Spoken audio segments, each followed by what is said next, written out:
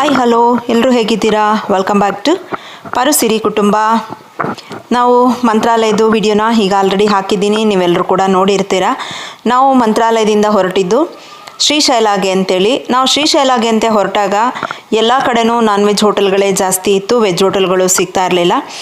ಸಿಕ್ಕಿದ್ದೊಂದು ಹೋಟೆಲಲ್ಲೇ ಆ ಊಟ ಸಿಕ್ತು, ಅದಕ್ಕೆ 120 ರೂಪಾಯಿನ ಕೊಡಬೇಕಾಗಿ ಬಂತು. It's okay, veg hotel non veg ಎರಡೂ ಒಟ್ಟಿಗೆ ಇದ್ದಿದ್ದರಿಂದ ನಮಗೆ ತಿನ್ನೋದಕ್ಕೆ ಮನಸ್ಸಾಗ್ತಾ ಇರಲಿಲ್ಲ. ಮತ್ತು ಕೂಡ ದೇವಸ್ಥಾನಕ್ಕೆ ಹೋಗ್ತಾ ಇದ್ವಿ, ನಾವು ದೇವಸ್ಥಾನದಿಂದನೇ ಹೊರಟಿದ್ವಿ. ಹಾಗಾಗಿ ಮತ್ತೆ ಮನೆಯಲ್ಲಿ ಮಾಡ್ತಾರೆ ನೋಡಿ, ಅವರು ಫುಲ್ ವೆಜ್ಜೇನೆ ಅಂತೇಳಿ ಹೇಳಿದರು.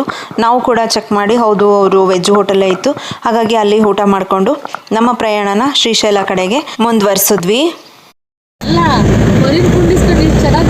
ಎಲ್ಲಿನ ಮೇಡಮ್ ಅಂತ ಹೇಳ್ತಾ ಇರೋದು, ನೀವು ನೋಡ್ತಾ ಇರೋದು, ಹುಡುಕ್ತಾ ಇರೋದು. ಫಾರೆಸ್ಟ್ ಒಳಗಡೆ ಎಂಟ್ರಿ ಆದ್ವಿ. ಇದಲ್ಲ, ಇನ್ನೂ ಒಂದು ಫಾರೆಸ್ಟ್ ಇದೆ. ಬನ್ನಿ ಬನ್ನಿ ಬನ್ನಿ ಹೋಗೋಣ. ಅದು ಕ್ಲೋಸ್ ಮಾಡೋದು ಇದೇನಿಲ್ಲ, 24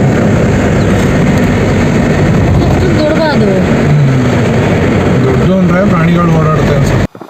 ನಾವು ಶ್ರೀಶೈಲಗೆ ಹೋಗಬೇಕು ಅಂದರೆ 2 ಚೆಕ್ ಪೋಸ್ಟ್ಗಳು ಅಂದರೆ ಕಾಡಿದೆ, 2 ಕಾಡುಗಳು ಸಿಗುತ್ತೆ. ಆ ಕಾಡಿನ ಮಧ್ಯದಲ್ಲೇ ನಾವು ಶ್ರೀಶೈಲಗೆ ತಲುಪಬೇಕಾಗತ್ತೆ. ಒಂದು ಕಾಡಲ್ಲಿ ಹೋಗಬೇಕಂದ್ರೆ ಯಾವುದೇ ಥರದ್ದು ರಿಸ್ಟ್ರಿಕ್ಷನ್ ಇರಲ್ಲ. ಆದರೆ ನಲ್ಲಮಲ್ಲ ಫಾರೆಸ್ಟ್ ಒಳಗಡೆ ಹೋಗಬೇಕು ಅಂತ ಅಂದರೆ 6 ಗಂಟೆ ಒಳಗಡೆ ಶ್ರೀಶೈಲಗೆ ರೀಚ್ ಆಗಬೇಕು. ಹಾಗಾಗಿ ನಾವು ಕೂಡ 6 ಗಂಟೆ ಒಳಗಡೆ ಶ್ರೀಶೈಲಗೆ ರೀಚ್ ಆಗಬೇಕು ಅಂತೇಳಿ ನಮ್ಮ ಪ್ರಯಾಣನ ಮಂತ್ರಾಲಯದಿಂದ ಬೇಗನೆ ಹೊರಟಿದ್ವಿ. ಸುಂದರವಾದ ಪ್ರಕೃತಿ ಮಧ್ಯೆ ಹೋಗೋದೇ ಒಂದು ಖುಷಿ ಆಗುತ್ತೆ. ತಂಪಾದ ಗಾಳಿ, ತಣ್ಣನೆ ವಾತಾವರಣ, ಎಲ್ಲಿ ನೋಡಿದರೂ ಹಸಿರು. ನಾವು ಹೋಗುವಾಗ ಸ್ವಲ್ಪ ಮಳೆ ಕೂಡ ಬಂತು, ಅದು ಇನ್ನೂ ಸ್ವಲ್ಪ ಖುಷಿ ಆಯಿತು. ತುಂಬ ತಂಪು ಅಂದರೆ ಶ್ರೀಶೈಲ ಆ ಕಡೆ ಎಲ್ಲ ಅಂತೂ ಹೆವಿ ಬಿಸಿಲಿರುತ್ತೆ. ಆದರೆ ನಾವು ಹೋಗಬೇಕಾದ್ರೆ ಸ್ವಲ್ಪ ಮಳೆ ಕೂಡ ಆಗಿದ್ದರಿಂದ ತುಂಬಾ ಖುಷಿ ಕೂಡ ಆಯಿತು. ನಾವು ಎಲ್ಲೂ ಆನ್ಲೈನಲ್ಲಿ ರೂಮನ್ನು ಬುಕ್ ಮಾಡಿರಲಿಲ್ಲ, ಅಲ್ಲಿನೇ ಹೋಗಿ ರೂಮ್ ಬುಕ್ ಮಾಡೋದು ಅಂತೇಳಿ ಹಸ್ಬೆಂಡು ಒಬ್ರಿಗೆ ಹೇಳಿ ರೂಮನ್ನು ಬುಕ್ ಮಾಡಿದರು ಶ್ರೀಶೈಲದಲ್ಲಿ. ಇದು ಕರ್ನಾಟಕ ಭವನ, ಕರ್ನಾಟಕದವ್ರಿಗೆ ಅಂತಲೇ ಮಾಡಿರ್ತಕ್ಕಂಥ ಭವನ. ನಮಗೂ ಕೂಡ ಆರಾಮಾಗಿ ರೂಮ್ ಸಿಕ್ತು. ಇಲ್ಲಿ AC ರೂಮ್ ಬೇಕಂದರೆ AC ರೂಮ್ ಕೂಡ ಸಿಗುತ್ತೆ, ನಾನ್ AC ಕೂಡ ಸಿಗುತ್ತೆ. ಬಟ್ ನಾವು AC ರೂಮ್ ತೊಗೊಳೋದಕ್ಕೆ ಹೋಗಲಿಲ್ಲ, ನಾನ್ ACನೇ ತೊಗೊಂಡ್ವಿ. ನಾವು ಫಸ್ಟ್ ಟೈಮು ಶ್ರೀಶೈಲಗೆ ಹೋಗಿದ್ರಿಂದ ಫಸ್ಟು ಯಾವ ದೇವ್ರ ದರ್ಶನ ಮಾಡಬೇಕು ಅನ್ನೋ ಕನ್ಫ್ಯೂಷನಲ್ಲೇ ಅವತ್ತು ರಾತ್ರಿ ಕಳೆದೋಯ್ತು. ಶ್ರೀಶೈಲದಲ್ಲಿ ಶ್ರೀಶೈಲ ಮಲ್ಲಿಕಾರ್ಜುನ ಸ್ವಾಮಿನ ಮುಟ್ಟಿ ನಮಸ್ಕಾರ ಮಾಡಬೇಕು ಅಂತ ಅಂದರೆ ಮುಂಚಿತಾನೇ ಟಿಕೆಟ್ ತೊಗೋಬೇಕಂತೆ. ಹಾಗಾಗಿ ನಾವು ಮುಟ್ಟಿ ದರ್ಶನ ಮಾಡೋಣ, ಇಲ್ಲಿವರೆಗೂ ಬಂದಿದ್ದೀವಿ ಅಂತೇಳಿ ಏನು ಮಾಡೋದು, ಹೇಗೆ ಹೋಗೋದು, ಟಿಕೆಟು ತೊಗೊಳಕ್ಕಾಗಿಲ್ವಲ್ಲ ಅಂತೇಳ್ಬಿಟ್ಟು ಅದನ್ನೇ ಯೋಚನೆ ಮಾಡ್ಕೊಂಡೇ ನಮಗೆ ಟೈಮ್ ವೇಸ್ಟ್ ಆಗೋಯ್ತು. ಕೊನೆಗೆ ನಾವು ಒಂದು ಪ್ಲ್ಯಾನ್ ಮಾಡಿದ್ವಿ, ಇಷ್ಟಕಾಮೇಶ್ವರಿ ದೇವಸ್ಥಾನಕ್ಕೆ ಹೋಗಬೇಕಂದ್ರೆ ಇಷ್ಟಕಾಮೇಶ್ವರಿ ದೇವಸ್ಥಾನಕ್ಕೂ ಇವತ್ತು ಹೋಗಿ ನಾವು ಟಿಕೆಟನ್ನು ತೊಗೊಂಡ್ರೆ ಅದು ಮಾರನೇ ದಿನಕ್ಕೆ, ಅಂದರೆ ಇವತ್ತು ಹೋಗಿ ನಾವು ಟಿಕೆಟ್ ತೊಗೊಂಡು ಬಂದರೆ ಮಾರನೇ ದಿನಕ್ಕೆ ನಾವು ಹೋಗಬೇಕಾಗಿ ಬರುತ್ತೆ ಇಷ್ಟಕಾಮೇಶ್ವರಿ ದೇವಸ್ಥಾನಕ್ಕೆ. ಅದಕ್ಕೆ ಇವತ್ತು ಹೋಗಿ ಟಿಕೆಟನ್ನು ತೊಗೊಂಡು ಬಂದ್ಬಿಡೋಣ. ನೈಟು ಮಧ್ಯರಾತ್ರಿನಲ್ಲಿ 3 ಗಂಟೆಗೆ ಎದ್ದು ಹೋಗ್ತಾ ಇದ್ವಿ. ಇವತ್ತು ಎದ್ದು ಹೋಗಿ ಟಿಕೆಟನ್ನು ತೊಗೊಂಡು ಬಂದರೆ ಬೆಳಗ್ಗೆ ಅಲ್ಲಿಂದ ಬರ್ತಿದ್ದಾಗೇ ಶ್ರೀಶೈಲ ಮಲ್ಲಿಕಾರ್ಜುನ ಸ್ವಾಮಿ ದರ್ಶನಕ್ಕೆ ಅಲ್ಲೂ ಕೂಡ ಟಿಕೆಟನ್ನು ತೊಗೊಂಡು ಹೋಗ್ಬೋದು. ಇಷ್ಟಕಾಮೇಶ್ವರಿ ದೇವಸ್ಥಾನಕ್ಕೆ ಮಾರನೇ ದಿನ ಹೋಗ್ಬೋದು. ಇವಾಗ ಟೈಮ್ ಏನು ವೇಸ್ಟ್ ಆಗಲ್ಲ, ಎಲ್ಲನೂ ಕವರ್ ಮಾಡ್ಕೋಬೋದು ಅನ್ನೋ ನಮ್ಮ ಪ್ಲ್ಯಾನಲ್ಲಿ ಹೋದ್ವಿ. ನಮಗೆ ಗೊತ್ತಿರಲಿಲ್ಲ ಇಷ್ಟಕಾಮೇಶ್ವರಿ ದೇವಸ್ಥಾನಕ್ಕೆ ಮುಂಚಿತನೇ ಈ ರೀತಿಯಾಗಿ ಟಿಕೆಟನ್ನು ತೊಗೊಂಡು ಇವತ್ತು ತೊಗೊಂಡು ನಾಳೆ ಹೋಗಬೇಕು ಅನ್ನೋದು ಈ ವಿಚಾರ ನಮಗೆ ಗೊತ್ತಿರಲಿಲ್ಲ. ಅಲ್ಲಿ ಹೋದ್ಮೇಲೆ ನಮಗೆ ಗೊತ್ತಾಗಿದ್ದು. ಈಗ ಮಧ್ಯರಾತ್ರಿ 3 ಗಂಟೆಗೆ ಎದ್ದು ನಾವು ಇಷ್ಟಕಾಮೇಶ್ವರಿ ದೇವಸ್ಥಾನಕ್ಕೆ ಹೋಗೋದಕ್ಕೆ ಅಂದರೆ ಟಿಕೆಟನ್ನು ತೊಗೊಳೋದಕ್ಕೆ ಅಂತೇಳಿ ನಾವು ಈಗ ಹೋಗ್ತಾ ಇದ್ವಿ. ನೋಡಿ ಎಷ್ಟು ಕತ್ತಲಿದೆ ಅಂತ ಹೇಳ್ಬಿಟ್ಟು 3 ಗಂಟೆ ರಾತ್ರಿಗೇ ಹೋಗಬೇಕು. ಅಲ್ಲೂ ಸ್ವಲ್ಪ ಮಳೆ ಕೂಡ ಬರ್ತಾ ಇತ್ತು. ಎಷ್ಟೋ ಜನ ಏನು ಮಾಡ್ತಾರೆ ಅಂದರೆ ಹಿಂದಿನ ದಿನವೇ 10 ಗಂಟೆ 11 ಗಂಟೆಗೆ ಹೋಗಿ ಕಾಯ್ಕೊಂಡು ಕೂತಿರ್ತಾರಂತೆ. ಆದರೆ ನಾವು ಗೊತ್ತಾಗಲಿಲ್ಲ, ನಮಗೆ 3 ಗಂಟೆಗೆ ಹೋದರೆ ಸಾಕಾಗುತ್ತೆ, ಇನ್ನು ಅಷ್ಟೊಂದು ಜನ ಇರ್ತಾರೆ, ನಾವೇ ಫಸ್ಟ್ ಆಗಿರ್ತೀವೇನೋ ಅನ್ನೋ ದೃಷ್ಟಿನಲ್ಲಿ ಹೋದ್ವಿ. ಆದರೆ ಅಲ್ಲಿಗೆ ಹೋದ್ಮೇಲೆ ಗೊತ್ತಾಯಿತು ನಾವು ಫಸ್ಟ್ ಅಲ್ಲ, ನಾವು ಲಾಸ್ಟ್ ಆಗಿರ್ತೀವಿ ಅಂತೇಳಿ ಗೊತ್ತಾಯಿತು. ತುಂಬ ಜನ ಆಲ್ರೆಡಿ ಆ ಕತ್ಲೆ ಒಳಗಡೆನೇ ತುಂಬ ಜನ ಕೂತಿದ್ರು. ಬಟ್ ಆ ಕತ್ಲೆನಲ್ಲಿ ಎಲ್ಲೂ ಒಂದು ಲೈಟ್ ಕೂಡ ಇರಲಿಲ್ಲ. ನಾವು ಮೊಬೈಲಲ್ಲಿ ಏನು ಲೈಟ್ ಹಾಕ್ಕೊತೀವಿ ಆ ಲೈಟ್ ಅಷ್ಟೇ ನಮಗೆ ಕಾಣಿಸ್ತಾ ಇದ್ದಿದ್ದು, ಬೇರೆ ಇನ್ಯಾವುದೇ ಥರದ್ದು ಲೈಟು ಅಲ್ಲಿ ಇರಲಿಲ್ಲ. ನೀವುಗಳ ತರಕ್ಕೆ ಹೋದ್ರೆ ಯಾರಿಗಾದ್ರು ಅಲ್ಲೇ ಜಲ್ದಿ ಹೊಟ್ಟೋಯ್ತೀರಾ? ಇನ್ನೂ ಜಲ್ದಿ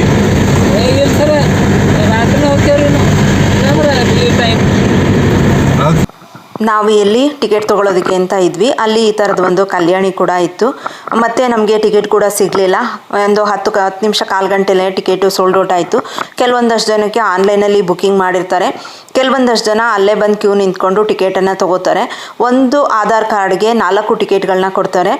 ಲೆಕ್ಕ ಹಾಕಿ ನಮಗೆ ಸಿಗುತ್ತೆ ಇಲ್ಲ ಅನ್ನೋದು ನಿಮಗೆ ಗೊತ್ತಾಗುತ್ತೆ. ನೋಡಿ, ಇವಾಗ ಏನು ನೋಡ್ತಾ ಇದ್ದೀರಾ ನೀವು, ಇದೇ ಇಲ್ಲೇ ಟಿಕೆಟ್ ಕೊಡೋದು. ಇಷ್ಟು ಕಾಡಿನ ಮಧ್ಯದಲ್ಲೇ ಅವರು ಟಿಕೆಟನ್ನು ಕೊಡ್ತಾರೆ. ನಾವು ಅಲ್ಲೇ ನಿಂತ್ಕೊಂಡು ಕಾಯ್ಕೊಂಡು ರಾತ್ರಿ ಎಲ್ಲ ವೆಯ್ಟ್ ಮಾಡಿ, ಅವರು ಪಾಪ ಮಳೆ ಒಳಗಡೆ ಬಂದರೂ ಕೂಡ ಎಷ್ಟೊಂದು ಜನ ಅಲ್ಲೇ ಕೂತಿದ್ರಂತೆ.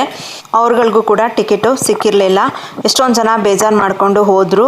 ಮತ್ತು ಅವರು ಅಲ್ಲೂ ಕೂಡ ಸ್ವಲ್ಪ ಗೊತ್ತಿರೋರಿಗೆ ಗೋಲ್ಮಾಲ್ ಕೂಡ ಮಾಡ್ತಾರೆ. ನಮಗೆ ತುಂಬಾ ಬೇಜಾರಾಯಿತು ಈ ವಿಚಾರದಲ್ಲಿ. ಕೊನೆಗೆ ಏನಾಯಿತು ಅಂದರೆ, ಯಾರೋ ಒಬ್ಬರು 12 ಟಿಕೆಟ್ಗಳನ್ನ ಏನೋ ಬುಕ್ ಮಾಡ್ಕೊಂಡಿದ್ರು. ಅದರಲ್ಲಿ ಒಬ್ಬರು ಅವ್ರ ಕಡೆಯವರು ಕ್ಯಾನ್ಸಲ್ ಆಗಿತ್ತು. ಹಾಗಾಗಿ ನನಗೆ ಒಂದು ಟಿಕೆಟ್ ಸಿಕ್ತು. ಕೊನೆಗೆ 1 ಟಿಕೆಟ್ ಇದೆ, ನೀವು ಬರೋದಿದ್ರೆ ಬರ್ಬೋದು, ಯಾರಾದರೂ ನೀವು ಒಬ್ಬರು ಬನ್ನಿ ಅಂದರು. ನಾವು ಒಬ್ಬರೇ 3 ಜನ ಹೋಗಿದ್ವಿ ಟಿಕೆಟ್ ತೊಗೊಂಡು ಬರೋದಕ್ಕೆ ಅಂತೇಳಿ. ಇನ್ನಿಬ್ಬರು ರೂಮಲ್ಲೇ ಇದ್ದರು. ಏನು ಬೇಡ, ನಾವೇ ಟಿಕೆಟ್ ತೊಗೊಂಡು ಬರ್ತೀವಿ, ಹೋಗೋಣ ಅಂದ್ಕೊಂಡು ಹೋಗಿದ್ವಿ. ಆದರೆ ಅಲ್ಲಿ ಆಗಿದ್ದು ನೋಡಿದ್ರೆ ಆ ರೀತಿ ಪ್ರಾಬ್ಲಮ್ ಆಯಿತು. ಹಾಗಾಗಿ ನನ್ನ ಫ್ರೆಂಡ್ಸ್ ಎಲ್ಲರೂ ಒಂದು ಕೆಲಸ ಮಾಡಿ, ನೀವಾದರೆ ಹೋಗಿ ವಿಡಿಯೋನಾದರೂ ಮಾಡ್ಕೊಂಡು ಬರ್ತೀರಾ, ಅದು ವಿಡಿಯೋನಾದರೂ ನೋಡ್ಬೋದು. ಸಿಕ್ಕಿರೋ ಟಿಕೆಟ್ನು ವೇಸ್ಟ್ ಮಾಡ್ಕೊಳ್ಳೋದು ಬೇಡ, ಮತ್ತು ಒಂದಿನ ವೇಸ್ಟ್ ಆಗೋದು ಬೇಡ. ನೀವು ಒಬ್ಬರೇ ಹೋಗಿಬಿಡಿ, ದೇವಸ್ಥಾನಕ್ಕೆ ಹೋಗ್ಬಿಟ್ಟು ವಿಡಿಯೋ ಮಾಡ್ಕೊಂಡು ಬರ್ತೀರಲ್ಲ, ಅದನ್ನೇ ನಾವು ನೋಡ್ತೀವಿ ಅಂಥೇಳಿ ಎಲ್ಲರೂ ಒಮ್ಮತದಿಂದ ನನ್ನನ್ನೇ ಕಳಿಸ್ಕೊಟ್ರು. ಮತ್ತು ನೀವಾದರೆ ಯಾರು ಗೊತ್ತಿಲ್ಲ ಅಂದ್ರೂ ಏನಿಲ್ಲ, ಆರಾಮಾಗಿ ಹೋಗಿ ಬರ್ತೀರಾ, ಎಲ್ಲರೂ ಫ್ರೆಂಡ್ಲಿಯಾಗಿ ಮಾತಾಡಿಸ್ತೀರಾ. ಆದರೆ ನಮ್ಗೆ ಆ ರೀತಿ ಆಗಲ್ಲ, ಹಾಗಾಗಿ ನೀವೇ ಹೋಗಿ ಅಂದರು. ಸರಿ ಅಂತೇಳಿ ನಾನೇ ಹೊರಟೆ. ಇವಾಗ ನಮ್ಮ ಪ್ರಯಾಣನ ಇಷ್ಟಕಾಮೇಶ್ವರಿ ದೇವಸ್ಥಾನಕ್ಕೆ ಮುಂದುವರಿಸಿದೆ. ಅಲ್ಲಿ ಒಂದು ಮಿಲ್ಟ್ರಿ ಅವ್ರದ್ದು ಜೀಪ್ ಇರುತ್ತೆ. ಆ ಜೀಪಿನಲ್ಲೇ ನಮ್ಮನ್ನು ಕರ್ಕೊಂಡು ಹೋಗ್ತಾರೆ. ಅದು ಕಾಡಲ್ಲಿ ಫುಲ್ಲು ಕಲ್ಲು ಮಳ್ಳು ಮತ್ತು ಹಾಗೆ ದೊಡ್ಡ ದೊಡ್ಡ ಕಲ್ಲುಗಳು ತುಂಬ ಇರುತ್ತೆ, ತುಂಬ ಗುಂಡಿಗಳಿರುತ್ತೆ. ಕಾಡಿನ ಮಧ್ಯದಲ್ಲೇ ನಾವು ಇಷ್ಟಕಾಮೇಶ್ವರಿ ದೇವಸ್ಥಾನಕ್ಕೆ ಹೋಗಬೇಕಾಗಿ ಬರುತ್ತೆ. ಈಗ ಯಾರು ಬೇರೆಯವರು ಬುಕ್ ಮಾಡಿದ್ರು, ಅವ್ರ ಫ್ಯಾಮಿಲಿ ಜೊತೆಯಲ್ಲೇ ನಾನೊಬ್ಬಳು ಕೂಡ ಹೊರಟಿದ್ದೆ. ನಮ್ಮ ಪಕ್ಕದ ರಾಜ್ಯದಲ್ಲಿರುವ ಶ್ರೀಶೈಲ ಮಲ್ಲಿಕಾರ್ಜುನ ದೇವಾಲಯದ ಬಗ್ಗೆ ಯಾರಿಗೆಲ್ಲ ಗೊತ್ತಿಲ್ಲ ಹೇಳಿ. ಅತಿ ಹೆಚ್ಚು ಕನ್ನಡಿಗರೇ ಸಂದರ್ಶಿಸುವ ದೇವಾಲಯ ಶ್ರೀಶೈಲ ಮಲ್ಲಿಕಾರ್ಜುನ ದೇವಾಲಯ. ಇಲ್ಲಿಂದ ಸುಮಾರು 20 ಕಿಲೋಮೀಟರ್ ದೂರದಲ್ಲಿ ದಟ್ಟವಾದ ನಲ್ಲಮಲ್ಲ ಕಾಡಿನ ನಡುವೆ ಒಂದು ದೇವಾಲಯ ಇದೆ. ಅದೇ ಇಷ್ಟಕಾಮೇಶ್ವರಿ ದೇವಾಲಯ.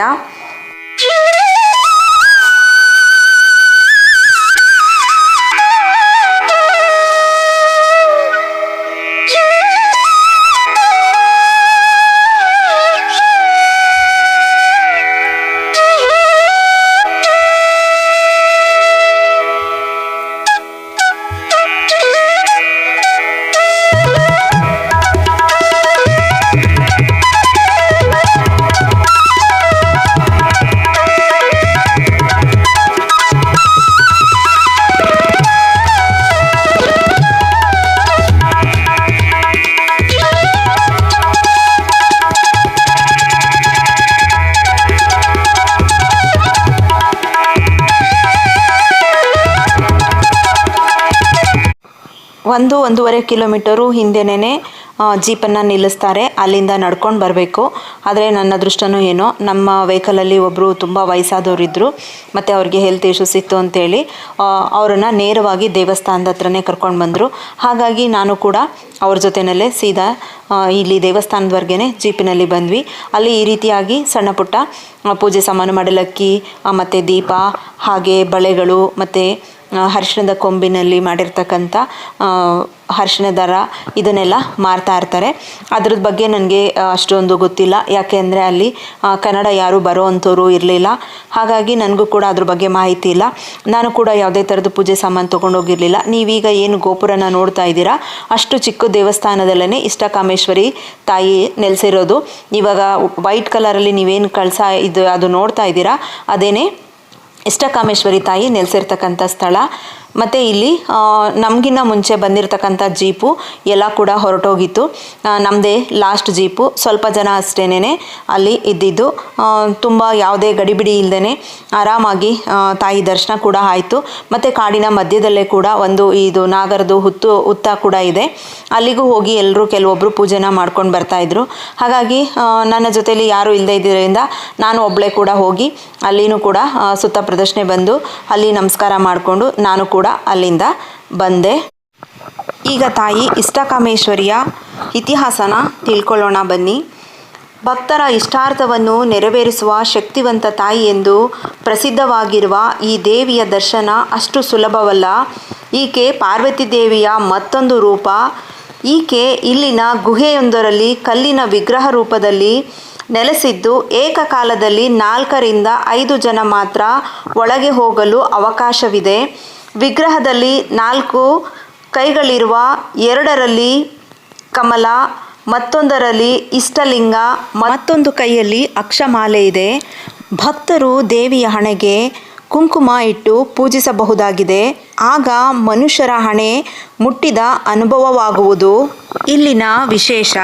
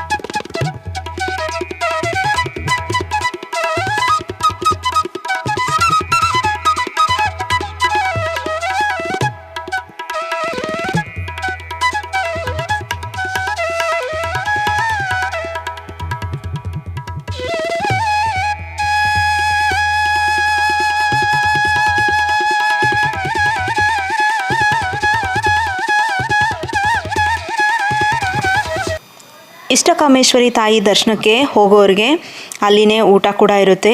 ಅಲ್ಲಿನ ಏನು ಕಾಡಿನಲ್ಲಿ ವಾಸ ಇರ್ತಕ್ಕಂಥ ಜನರಿದ್ದಾರೆ, ಅವರು ಫ್ರೀಯಾಗಿ ಊಟ ಕೊಡ್ತಾರೆ. ನಿಮ್ಗೆ ಇಷ್ಟ ಆಯಿತು ಅಂದರೆ ನೀವು ಅವರಿಗೆ ಏನು ಬೇಕಾದರೂ ಕಾಣಿಕೆನ ಕೊಡಬಹುದು.